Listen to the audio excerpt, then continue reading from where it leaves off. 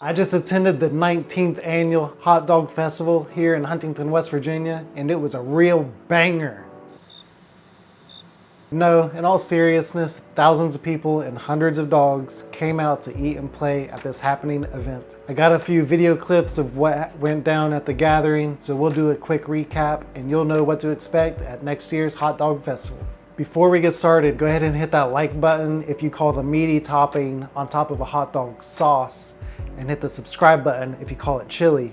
If you call it chili sauce, do both. I got there a little bit after the event started and they were still on the loudspeaker giving a rundown of the day's schedule. After that, there was a small pooch parade where dogs and their owners did a quick little walk around Pullman Square. Then the live music commenced. I didn't really have much to do until the wiener dog race at high noon, so I walked around and checked out the vendors a little bit. There were several easy ups where vendors were trying to sell their arts, crafts, and other knickknacks. This one right here with all the metal sculptures definitely, in my opinion, was the coolest one there. However, I don't claim to have seen them all. While there was a variety of hot dog vendors, I didn't buy a single one. Instead, I went to the peddler and got my favorite burger, the Big Texan. I know, shameful, right? Well, they had air conditioning and delicious beer. Can you really blame me? There was an area with a handful of inflatables for kids to bounce around and play on. After that, you could walk by the car show. There were plenty of well-kept cars from old to new, and this coffin car with a dead king that really gave me the creeps.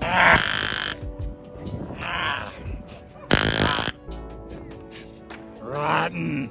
He has a point. Let's fast forward to the wiener dog race. There were a few different heats and the winner of each heat got to participate in the final showdown. Congrats to all the finalists and participants. You all did great, or at least the best those little legs could do. You may be thinking that asphalt is super hot on the little wiener's feet, but don't worry, they were constantly spraying down the racetrack with water to keep it cool. If the wiener dog races wasn't the main event for you, perhaps it's the hot dog eating contest. Contestants had 10 minutes to devour as many hot dogs as they could. It ended up going into overtime because 3 contestants ended up finishing 17 whole hot dogs. There was a small intermission for the root beer chugging contest, so let's check that out real quick before we figure out who the winner was of the eating contest. 9 contestants stepped up to the plate, even though it was set up with 10 jugs of root beer. A late entry fills that void. Once the timer starts, it's just a matter of seconds before the first person puts their jug down. It was actually the late entry contestant to put their jug down first, but unfortunately, they still had 1 or 2 swallows left and they were disqualified. Now, let's get back to the hot dog eating contest where we're in overtime. These finalists had 3 minutes to finish as many hot dogs as they could to settle the tie,